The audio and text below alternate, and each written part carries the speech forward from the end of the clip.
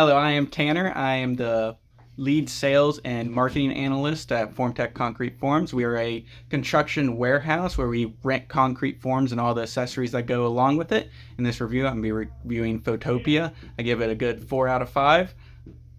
I have used in the past, originally coming up in graphic design, doing Photoshop. It was a pretty heavy supplied software. It's very expensive, and especially for a company of my size, having a free version like Photopea is a great alternative. It lets me do everything that Photoshop allows me to do without the cost.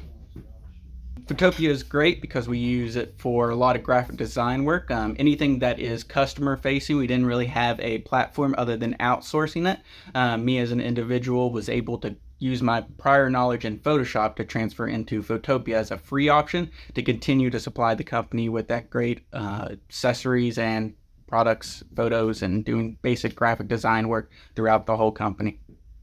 Photopea is almost a strict clone of Photoshop.